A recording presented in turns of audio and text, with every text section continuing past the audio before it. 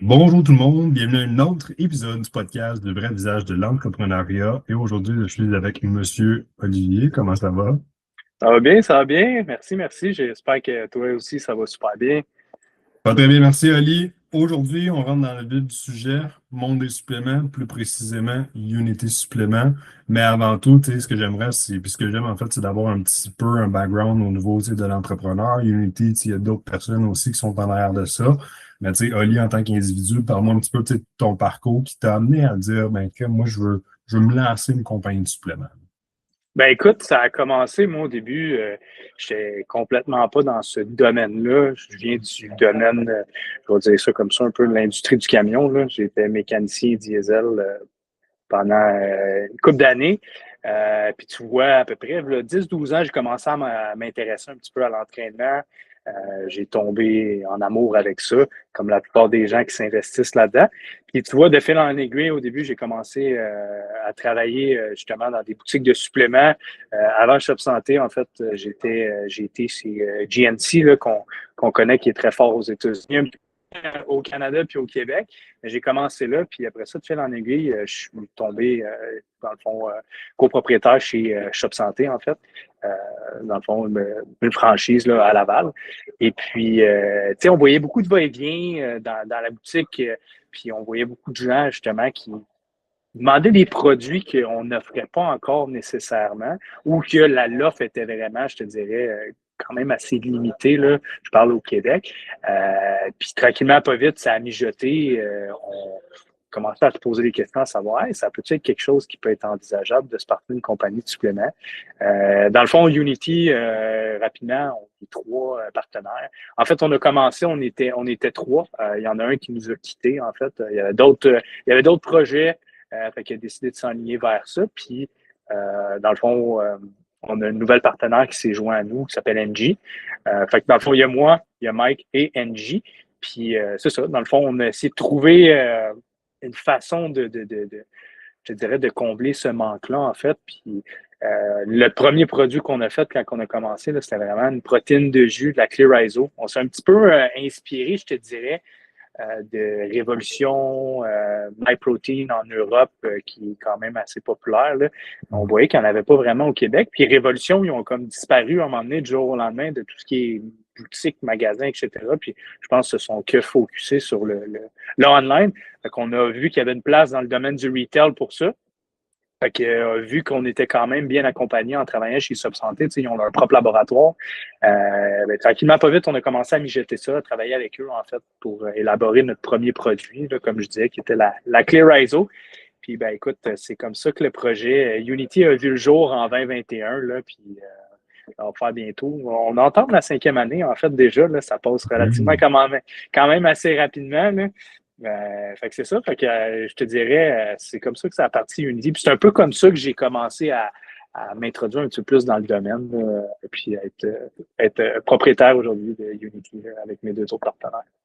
Tu sais, non, c'est bon. Tu sais, ça me permet de aussi parler un petit peu de ta vision, peut-être pas nécessairement la vision, mais ta perception de, tu sais, être en magasin, plus, tu sais, management, travailler sur le plancher et aussi à l'envers, d'être, tu sais, un producteur qui Exact. crée des suppléments. Comment est-ce que tu trouves la diversité entre ou qu'est-ce que tu dirais qui est un plus puis un moins pour un contre l'autre? Bien, je te dirais que ça apporte beaucoup de positifs pour la simple et bonne raison, en fait, que tu es capable de voir l'envers du décor des deux côtés. Tu sais, on le sait, tu as déjà eu une compagnie de suppléments également. Les gens, ce qu'ils veulent à la base, malheureusement, je vais dire ça au Québec, c'est on regarde beaucoup les marges. Tu sais, ils vont croire beaucoup en ton projet. Oui, si le produit est bon, mais à la fin, on le sait que si les marges font pas de sens ou sont pas intéressantes pour eux autres, ben ils vont dire hey, écoute, ton produit est bien beau, il est bien bon, tu es bien fin, mais malheureusement, pour nous, c'est pas nécessairement viable. Fait en travaillant en boutique comme ça, je suis capable de voir aussi la réalité des deux côtés. Tu sais, je suis capable de comprendre la raison pourquoi on essaie d'avoir des bonnes marges quand on vend des produits, parce que je ne veux pas rouler une boutique de suppléments, ça demande beaucoup d'inventaire. Fait c'est beaucoup de cash flow également. Puis je te dirais que les dépenses vont quand même assez rapidement. Fait que tu veux t'assurer que ton magasin soit profitable au bout de la ligne, comme n'importe quel business, là.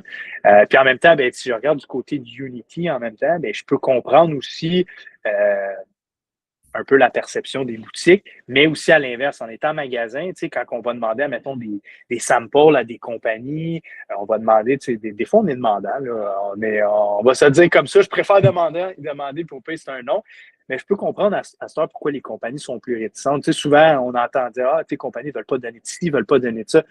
Oui, mais il y a une raison du pourquoi qu'ils ne te le donnent pas.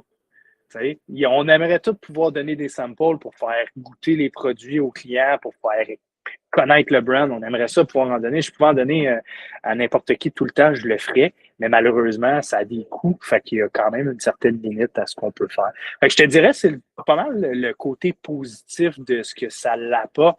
Puis en termes de négatif, je pense pas qu'il y en a vraiment. Je pense que c'est vraiment juste un arme de plus à notre arsenal, puis ça permet justement là, de pouvoir être plus compréhensible, puis de justement utiliser ça pour voir un peu comme quand on a élaboré le produit à la base. Là, on voit ce que les clients demandent en magasin, on voit un petit peu aussi la demande, qu'est-ce qui fonctionne bien, qu'est-ce qui fonctionne un peu moins bien. Fait que ça permet de s'ajuster par rapport à ça.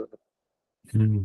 Tu sais, si on vient un petit peu sur la création d'un produit, comment est-ce que ça a été aussi, là, on parle, tu sais, application avec Shop Santé, ça a bien été, mais tu sais, il reste que comment tu as trouvé les démarches? Est-ce que ça, tu sais, ça a bien été? Est-ce qu'il y a quand même, tu sais, des complications en arrière de ça? Tu sais, se lancer un produit, les gens peuvent, tu sais, voir qu'on voit toujours le résultat final. Tu sais, wow, c'est beau, un produit, je le consomme, mais tu sais, il y a tout qu'une chaîne de montage en arrière, puis tout qu'un thinking process. Il faut venir avec le nom. Unity, je présume que c'était peut-être pas la première idée, puis Bing Bang, on y va, puis le label, puis les pots, je pense qu'il y a un gros travail en arrière de ça. Fait que comment s'est passé un peu ton expérience du lancement, en fait?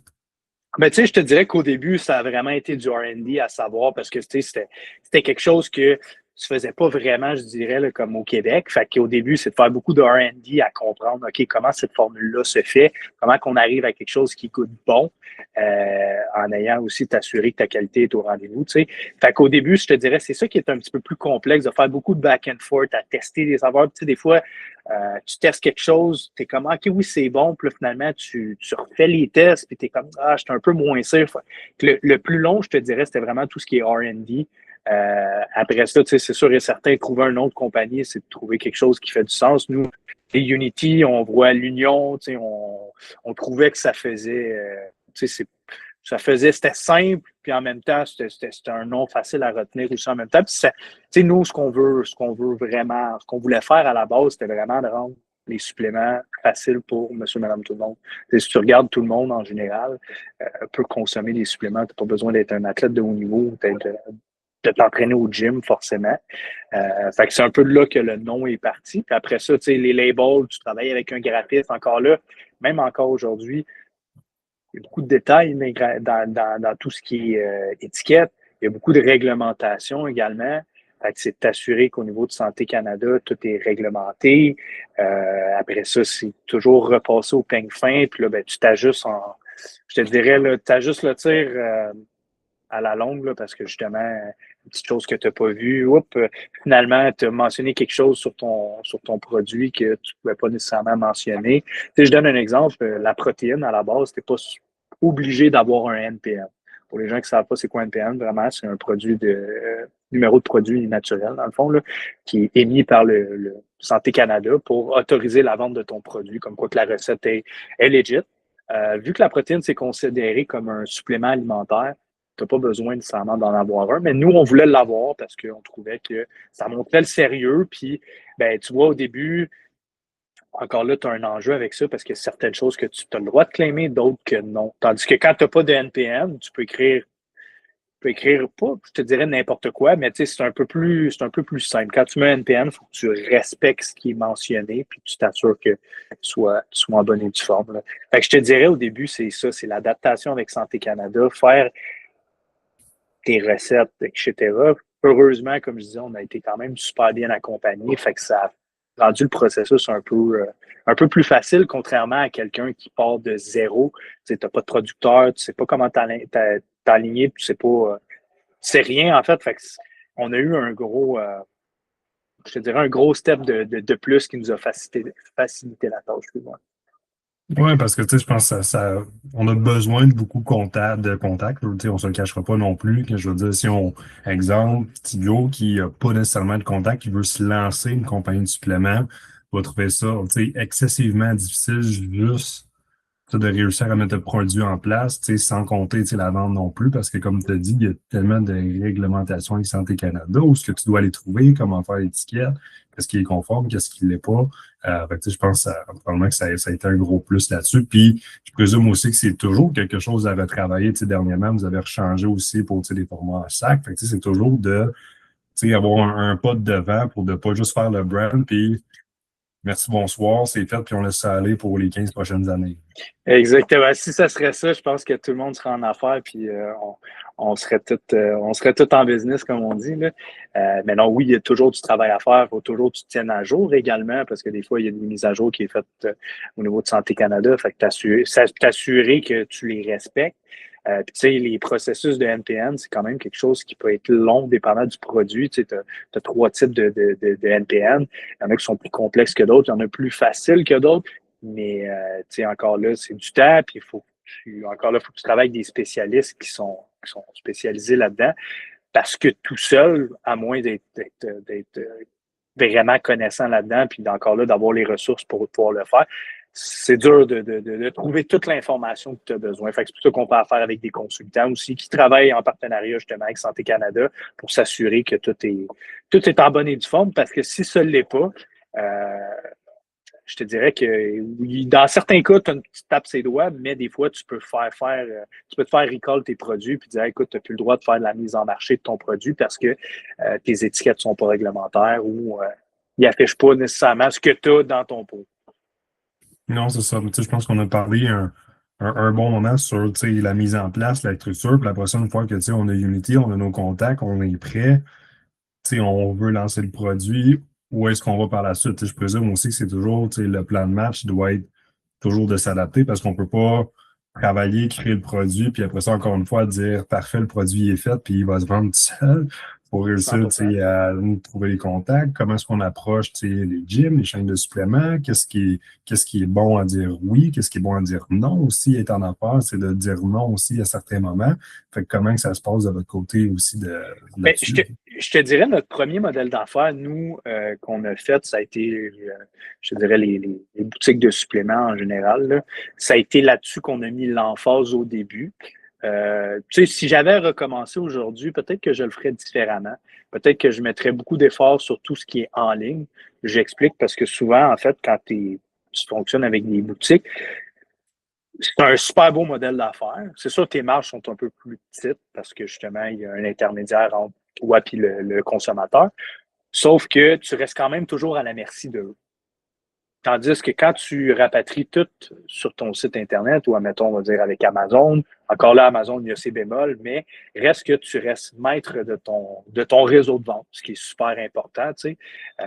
Fait que, tu sais, il n'y a pas personne nécessairement qui peut te dire, ah, ben, demain matin, ça ne fonctionne plus, puis, mettons, ça t'enlève une partie de ton marché ou quoi que ce soit. Tu gardes le contrôle. Puis après, c'est plus facile de négocier, là. Si on regarde jadis, faire une petite parenthèse là-dessus, Ghost, aux États-Unis, euh, dans GNC, ils ont comme un peu une façon spéciale de fonctionner, c'est que c'est de la vente en consignation au début.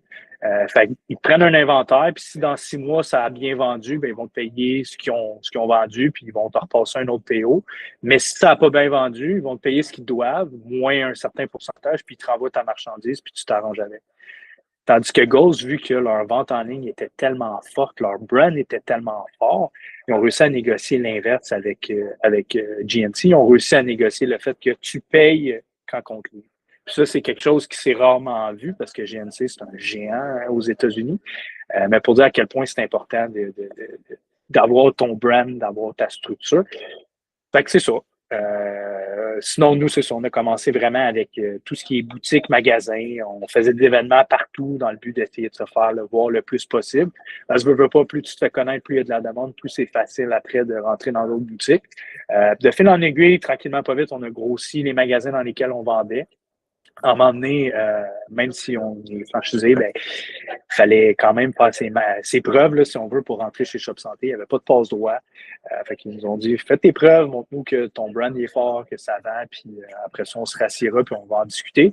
Fait qu'on a mis bouchée double, on faisait des événements partout, on essayait de rentrer à le plus d'endroits possible, puis tu vois, ben, à un moment donné, on fait comme, OK, je pense que vous avez montré, puis on voit que la demande est là, fait qu'on est prêt à vous rentrer. Fait que là, on a réussi à rentrer chez Shop Santé, qui est quand même, je te dirais, là, un gros pilier, si c'est pas le plus gros pilier au Québec, là, dans les magasins de suppléments. Puis après ça, ben, on veut pas, ça donne de la notoriété aussi à ton brand en étant dans les grosses chaînes comme ça. Les autres veulent aussi te rentrer. Puis là, de fil en aiguille, après, on a entamé Amazon. Maintenant, on est sur Walmart en ligne aussi. Puis on essaie toujours d'agrandir nos opportunités d'affaires parce que c'est ça le but aussi. Puis tu veux diversifier tes canaux de vente. Là. Fait que c'est un peu comme ça que c'est un peu notre modèle d'affaires qu'on a en ce moment. Puis c'est un peu le modèle d'affaires qu'on pousse, puis tranquillement, pas vite aussi, là, de vraiment essayer de grossir le plus possible nos ventes en ligne.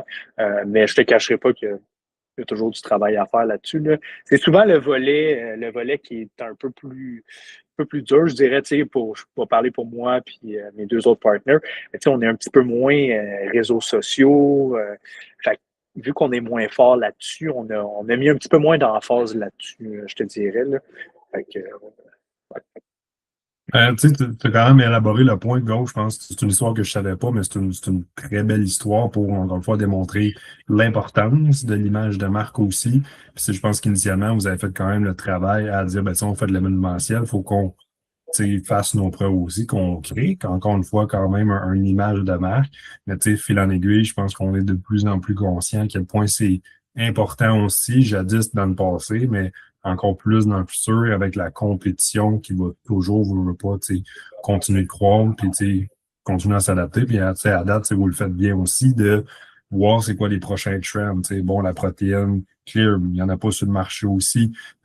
Créatine avec saveur, on n'a pas parlé, mais il n'y en avait pas nécessairement non plus. Exact. On me lancer aussi. Fait que, je pense que sur ça, vous avez du moins une très belle façon de capter une tendance qui s'en vient ou qui n'est même pas là encore pour l'implémenter puis la tester au Québec aussi. Mais c'est comme je reviens un petit peu à mon point de plus tôt qu'on parlait, c'est de là que c'est quand même assez intéressant d'avoir les deux pieds dans une boutique. C'est que ça permet vraiment de voir qu'est-ce qui s'offre, puis d'essayer d'offrir quelque chose de nouveau. C'est sûr que quand tu lances quelque chose qui est nouveau, la petite problématique qui vient avec, c'est de créer la demande. Tu sais, on s'entend. Souvent, je vais te donner un exemple. Quand les gens viennent en boutique, vont chercher pour de la créatine, justement. Euh, Maintenant, l'approche que j'ai, vu qu'il y en a disponible, ben, ça va être de la créatine sans saveur ou avec saveur. Puis souvent, la réaction que les gens vont avoir face à ça, c'est Ah ouais, ça existe la créatine à saveur. Tu sais, aujourd'hui, la créatine, elle se fait sur plein de formes. Tu sais, on l'empoudre avec saveur, on l'a en gommise, on l'a en capsule. Fait que, tu sais, c'est de montrer aux gens qu'il y a plusieurs alternatives puis plusieurs choses. Mais encore là, c'est quelque chose qui je peux pas parler pour les autres domaines, mais dans le domaine de la supplémentation, il faut faire beaucoup d'éducation aussi, puis comme on dit, il faut vraiment que faut que tu montes tes produits, tu te fasses voir partout. Là, tu sais. Si tu n'as pas un brand personnel, mettons, souvent aussi les gens font ça aujourd'hui, ils ont leur page personnelle, c'est des personnalités connues sur les réseaux sociaux, on va dire ça comme ça, un peu comme, mettons, Sam de Mindblow, quand même une super grosse communauté, même toi, tu as une super belle communauté, ben c'est plus dur pour quelqu'un, mettons, comme moi, qui n'est pas très réseaux sociaux à la base, de faire connaître ses produits parce qu'il faut que je vende mon produit et non, je n'ai pas besoin de le faire. Je ne le fais pas à travers ma personne. Fait que les gens ne me connaissent pas, mais il faut que je réussisse à me faire voir partout mes produits en général pour que les gens fassent Hey, j'ai déjà vu ça, je vais l'essayer. Ouais, j'ai goûté à ça, c'est bon, je vais. Fait que, c'est de créer comme le brand personnel au travers du brand aussi. Là. Exactement, 100%. Là. Là, on a parlé aussi tantôt de différents partenaires. Comment est-ce que c'est aussi de se lancer en affaires avec des partenaires? Parce qu'il y en a qui vont dire Ah non, vas-y tout seul, après ça, des investisseurs, d'autres, ah non, ben, on est mis avec des partenaires, mais encore une fois, des partenaires stratégiques. Là, ça reste aussi des personnes proches. Comment est-ce que est aussi l'environnement de ce côté-là? Ben, je te dirais qu'à la base, c'est important de bien choisir ses partenaires. C'est un peu comme un contrat de mariage aussi ou une relation de couple. Des fois, ça va super bien quand les deux restent pas ensemble, puis là, tu restes ensemble, puis tu te rends compte que finalement, ça clash un peu. Je te dirais, nous, on est quand même assez chanceux. Là, Mettons, moi, Mike, on s'entend super bien avec NG aussi également. On a quand même une belle relation. On est capable de se dire bien des affaires sans nécessairement se froisser. C'est sûr et certain que des fois, ça arrive. On a toutes des opinions différentes sur certaines choses. Des fois, on va penser, mettons, ma personne, je vais penser qu'un move va être meilleur qu'un autre. Puis, tu sais, on est peut-être un peu comme ça. On aime ça argumenter quand on a un point. Fait on essaie de faire valoir notre point, mais des fois aussi, c'est un consensus de groupe. On est trois. Il faut que ça fasse l'unanimité. Si ça ne le fait pas, ben, malheureusement, on ne va pas de l'avant. Fait que je te dirais en même temps, tu fais beaucoup de travail sur toi, parce que des fois, il faut que tu te parles aussi. Puis des fois aussi, c'est d'apprendre, c'est d'écouter les gens, de comprendre, OK, pourquoi ils amènent ce point-là? Pourquoi c'est important? Fait que tu apprends à te connaître à travers ça, tu apprends à connaître tes partenaires à travers ça, mais à la base, je pense qu'on est quand même assez easygoing comme personne, fait que ça permet qu'on peut quand même bien s'entendre. Quand tu t'engages avec quelqu'un que tu connais pas à la base, c'est toujours un peu plus touché parce que tu connais pas la personne en affaires, tu connais pas la personne nécessairement dans sa vie personnelle. Fait que quand tu as des investisseurs d'ailleurs, ça dépend si c'est des investisseurs fantômes ou des investisseurs qui s'investissent dans la business. Là, ça peut être un petit peu plus complexe. Mais de ce côté-là, je te dirais qu'on s'entend relativement quand même bien. Encore une fois, c'est sûr et certain qu'il y a des petites flamèches une fois de temps en temps, mais je pense que c'est important pour justement, s'il n'y en avait pas, en même temps, on se poserait des questions. Là. On se dit tout oui pour faire plaisir ou, c'est ça.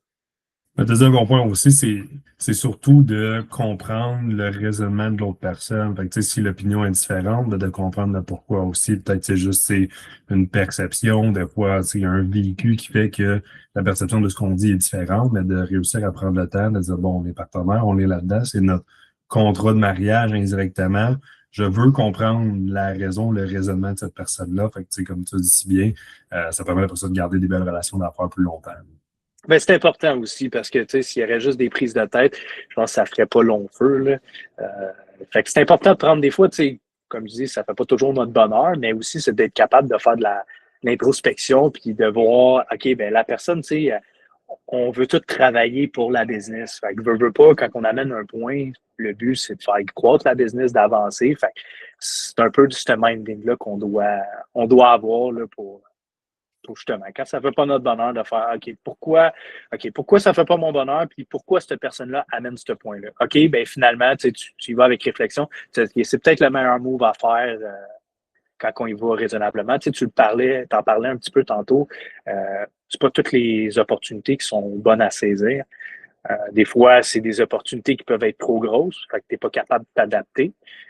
D'autres fois, c'est des opportunités qui semblent belles rapidement, mais quand tu prends le temps de creuser, que ce soit financièrement ou que ce soit au niveau d'un partenariat, c'est pas la meilleure chose à faire. Fait que c'est un travail, je te dirais, à tous les jours en tant qu'entrepreneur aussi, d'apprendre à reconnaître ça. Fait que je te dirais que c'est pour quelqu'un qui va apprendre à se connaître, là, vraiment, là, lance-toi en affaires. Ça se peut que tu te vois souvent dans le miroir et que tu ailles à travailler sur toi-même. Ouais, puis je pense que ça fait en sorte qu'on n'a pas le choix parce que, tu sais, je veux dire, t'as la pression de la business sur soi. Fait que, tu sais, on n'a pas le choix de, tu sais, faire de une rétrospection pour être capable par la suite de redonner, une énergie en affaires aussi. Puis là, c'est Unity, on parle de déjà 5 ans. Ouais. Est-ce qu'on a plan de match, vision pour l'autre prochain 5 ans qui s'en vient si rapidement, sur premièrement?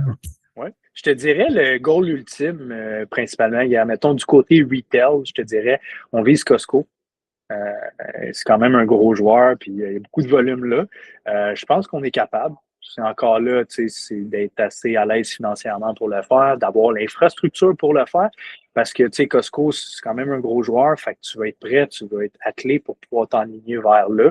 Ce qu'en ce moment, je te dirais, on est pas prêt à faire.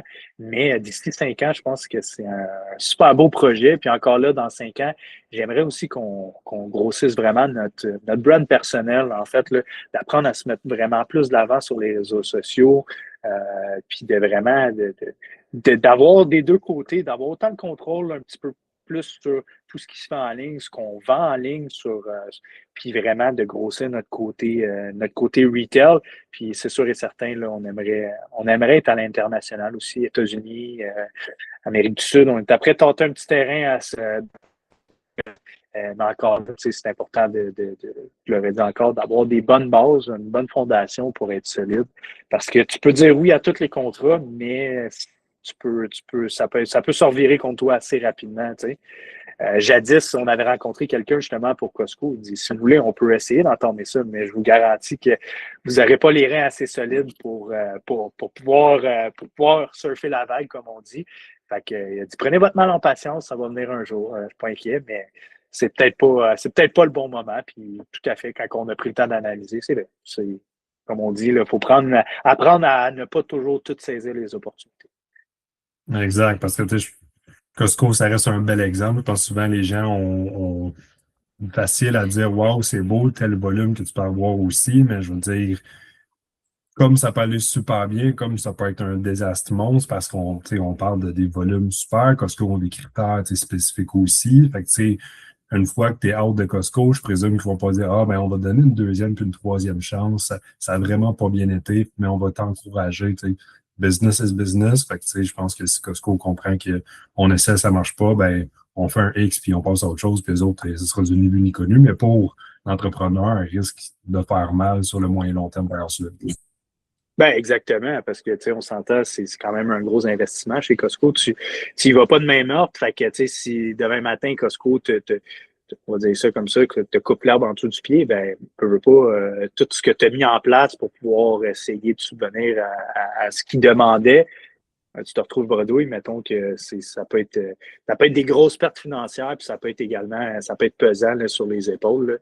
Là. Je te dirais, c'est un des côtés les plus, des fois un petit peu plus durs de l'entrepreneuriat, c'est que tout repose sur tes épaules quand c'est ton entreprise. Tu sais, quand que tu fais du 9 à 5, j'enlève rien à ça, mais tu sais, pour la plupart des gens, une fois que ton 9 à 5 est fini, tu déconnectes, puis tu rentres chez vous, tu penses à d'autres choses. Tandis qu'en entrepreneuriat, ben, mettons, tu fais ton 9 à 5, ben, ça te suit chez vous, ça te suit après, tu sais, c'est tout le temps. C'est le petit downside des fois que tu te remets en question, mais je pense que c'est normal là, de se remettre en question également. Puis après ça, ben, quand ça va bien, puis que tu as des bons coups, puis que tu vois ta business grossir, ça te rappelle pourquoi tu fais ça aussi. Là.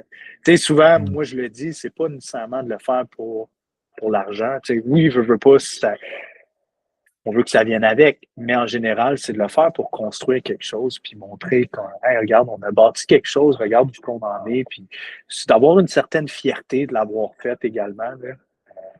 Fait que, tu sais, moi, je me souviens quand que, justement j'étais mécanicien, je regardais souvent, mettons, mes boss ou quoi que ce soit, puis tu sais, oui, souvent, il y avait de l'air stressé, etc., mais quand, mettons, je voyais, mettons, partir un mois en vacances parce que, mettons, c'est une bonne année ou quoi que ce soit, ou de gâter ses employés, ou peu importe. Puis je voyais comment que ça le rendait heureux puis qu'il était fier de ce qu'il avait construit. Ben, ça m'inspirait. Je me disais, hey, j'aimerais ça un jour pouvoir moi aussi faire ça, puis de pouvoir me lancer, puis d'avoir ce sentiment-là également. Non, ça, c'est une très belle façon de voir les choses aussi. Puis j'aimerais aussi je veux dire, qu'on porte le terrain vers une conclusion aussi là, sur tu sais, l'épisode en soi. S'il y a une chose à retenir, je veux dire, moi, je vais me lancer en affaires, ou peut-être plus précisément tu sais, dans le monde des suppléments. Quel serait le conseil à Ali que je devrais retenir pour tu sais, tout ce qui est futur de cet épisode? Ben, moi, je te dirais que ce soit dans la supplémentation, que ce soit dans n'importe quoi, excuse, il n'y a pas nécessairement de bon moment pour le faire, c'est juste de le faire.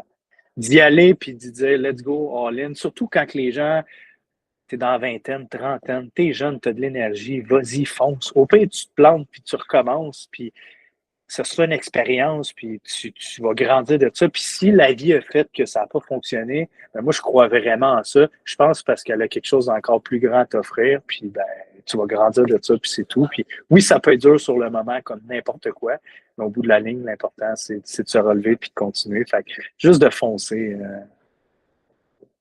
Non, c'est bon. Moi, c'est le fameux dicton de what if. Tu sais, si tu le fais jamais, tu as quelque chose qui te passionne, tu veux l'essayer, mais que tu le fais jamais, mais tu vas juste vivre puis mourir, malheureusement, éventuellement, ne sachant pas tu sais, c'était quoi l'expérience, c'était quoi tu sais, se lancer en affaires ou quoi que ce soit. Fait que, tu sais, je pense que c'est une belle façon d'encourager tous à faire un projet des fois qui tente Exact. le travail. Tu sais, vaut mieux, moi, on m'avait dit ça un jour, puis j'avais trouvé ça vraiment, vraiment nice. Là. On m'avait dit, vaut mieux essayer quelque chose que ça fonctionne pas que de jamais savoir si ça aurait fonctionné. Puis je trouve que c'est la plus belle chose parce que si tu le laissais pas, tu m'as donné ça, tu trouves une fille de ton goût, va t'essayer. Le pire qui peut t'arriver, c'est un non, puis ça sera non, mais au moins tu vas l'avoir. Tu l'as su que c'était non. C'est tout. Ok. Exactement. C'est un très beau mot de la fin. C'est super simple, mais ça s'applique sur tellement de choses parce que les gens, des fois, c'est une peur inconsciente ou de peur du non, chose qui malheureusement est si puissant, mais qui bloque tellement de portes. Mais je pense que c'est un très beau mot pour conclure l'épisode d'aujourd'hui. Puis je te remercie énormément, Ali, pour ta participation. Ben, merci à toi pour l'invitation. Puis écoute, ça me sort de ma zone de confort. Je suis pas quelqu'un, je te dirais, c'est le premier podcast que je fais. Fait que je trouve ça Cool. vraiment cool. Puis honnêtement, j'encourage les gens à participer à ton podcast parce que c'est super, tu sais, c'est super friendly. C'est vraiment cool. Je te remercie beaucoup, Ali, puis merci à tous pour votre écoute, puis on se voit dans un prochain épisode. Ciao.